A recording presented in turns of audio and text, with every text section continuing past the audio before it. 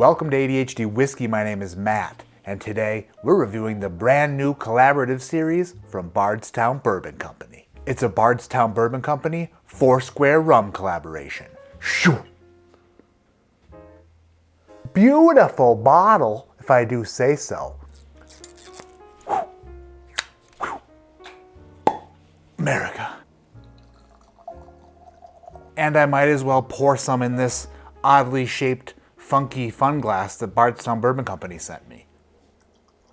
Now we're gonna let these babies get some air, and when we come back from talking about today's video sponsor, we're gonna get into the nose and palate. And then I'm gonna give this collaborative expose a bit of a score job. Today's video is once again brought to us by our great friends over at ZBiotics. ZBiotics is the world's very first pre-alcohol probiotic drink. What's a pre-alcohol probiotic drink, you may ask? Super good question. A pre-alcohol probiotic drink looks like this. You just give it a shake and give it a drink. And after you drink your ZBiotics, you can go ahead and enjoy some alcoholic drinks. And the next morning when you wake up, you're gonna feel great. You're gonna feel like, why didn't I start drinking ZBiotics sooner? ZBiotics is proudly genetically modified by scientists who do science stuff, and they figured out a way for ZBiotics to start doing things in your body to break down the toxic byproduct of alcohol before it even gets to your liver. So that when you wake up the morning after drinking, you can deliver. ZBiotics also has a 100% money back guarantee, so if it doesn't work for you, you get your money back. Click on my link in the description below, go to zbiotics.com/ADHD, use code ADHD at checkout, and you'll save 15% off your first box of ZBiotics. Now that we've talked about today's video sponsor, let's talk about Bardstown Bourbon Company's collaboration with Foursquare Rum. Blend of straight whiskeys finished in Foursquare Rum barrels. 107 proof, comes in a 750 milliliter bottle. Like Bardstown Bourbon Company, Foursquare is defined by innovation and transparency throughout their production process. Enjoy this custom blend of 7-year rye and 17-year bourbon designed to beautifully accentuate Barbados flavor. Aged for 23 months in Foursquare Rum barrels. So this is 90% MGP Indiana 7-year rye whiskey. It's their low rye mash bill, the 51% rye, 45% corn, and 4% malted barley. So this is mostly a rye whiskey. It's only 10% 17-year Tennessee whiskey, 84 corn, 8 rye, 8 malted barley. Finished for 23 months in the Foursquare barrel. That is a long process. They sent me this glass. I don't know if it's a rum tasting glass or what, but it is fancy. Giving it a little bit of a swirl, getting the oils to coat the inside of the glass. Now we're gonna go in for a bit of a nose. That smells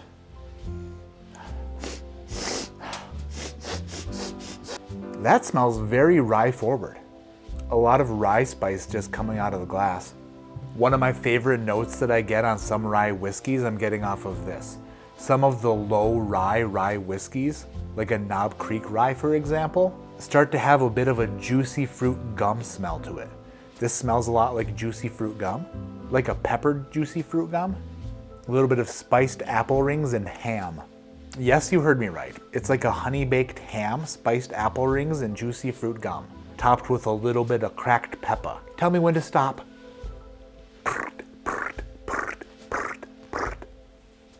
More? To be honest, I was expecting the nose to be more pronounced and more like just in my face, but it's not. The nose is actually a bit muted. This would probably benefit from some air, I would imagine. It does have a light aroma emerging from the glass that is very nice though. I do like the smell. If I were to smell this and not know that it was a rum finished whiskey, would I know it's a rum finished whiskey? No, I would not. I would not know that it's a rum finished whiskey based off of the nose alone. But like I said, with some air that might change. By the way, this whiskey was provided by Bardstown Bourbon Company. I should have mentioned that earlier. They sent me this whiskey with this fun glass, and thank you Bardstown Bourbon Company for sending it. Will I let the fact that they sent it affect my review? I'm gonna try not to. Definitely gonna try not to. And that's just me being honest. Now that I'm getting my nose a little bit deeper in there, it's a little bit of a pecan pie. Oh yeah. Okay, now it's starting to come out of the glass a little bit. Heck yeah, like a caramelized pecan. She's starting to warm up and erupt with smells down the hatch.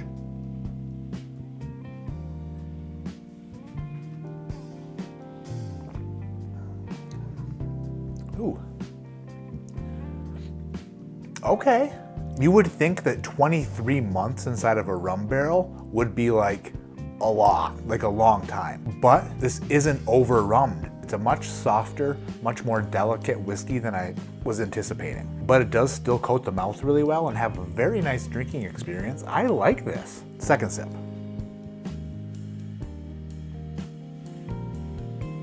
I almost forgot that this is mostly rye, which is interesting because it is mostly rye, 90% rye. It's sweet with a bit of spice on the back end. I think that the rum finish is like sweetening up that rye around the edges and kind of making the edges of the rye whiskey less sharp and more well-rounded and inviting. The rum seems to have softened it, but also sweetened it. I honestly didn't know what to expect going into this, but porter happy, portsky happy.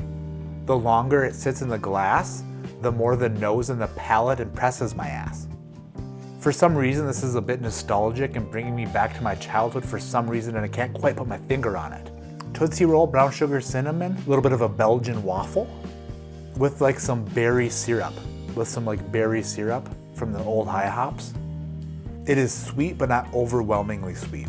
There is some spice to it, but not overwhelmingly spicy.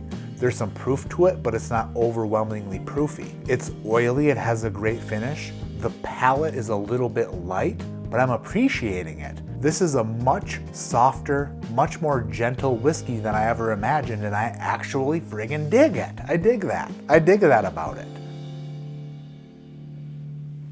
Fourth sip, after my palate was acclimated to it a little bit, I did start to pick up a little bit of the Tennessee whiskey, I think, on the palate, unless of course my brain is just playing games with me, but I do think I picked up a little bit of minerality on the fourth sip.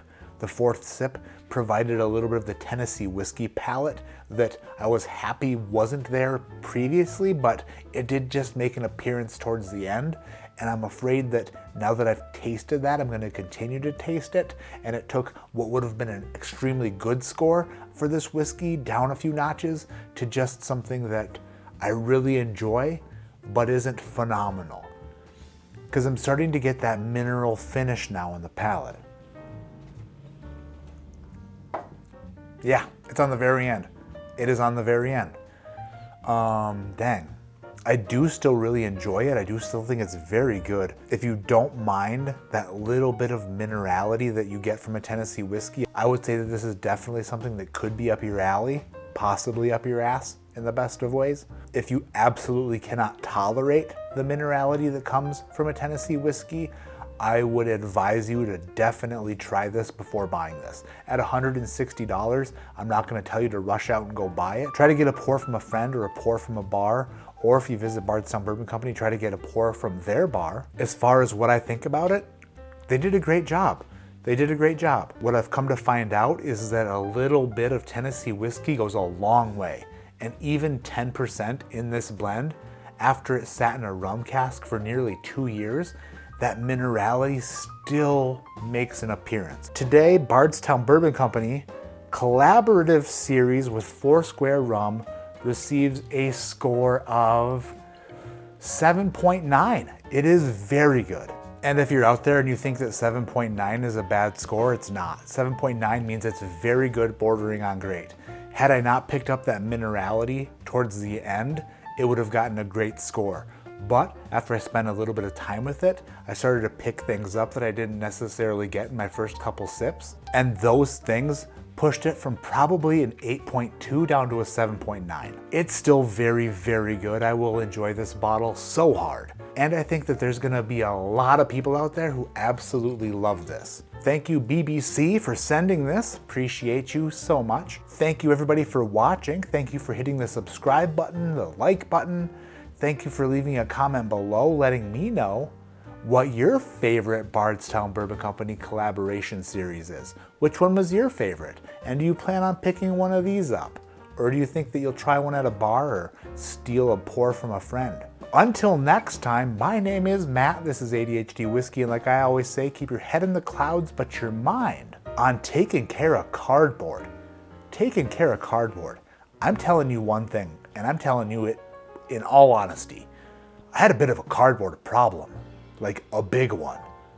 It just kept accumulating, like lake effect snow against the side of your house. And then I moved the cardboard and then it just came back. I can't get rid of cardboard. There's so much cardboard. Boxes on boxes, then I get big boxes and little boxes, and before you know it, I'm boxed in and I can't even move anymore. Amazon packages, whiskey packages, whiskey packages, whiskey packages, whiskey packages, Amazon packages, Walmart packages, AdamandEve.com packages, whiskey packages, packages with discreet return addresses so that the postman doesn't know what kind of freak you is. All sorts of cardboard just piling. Ceiling to floor, floor to ceiling.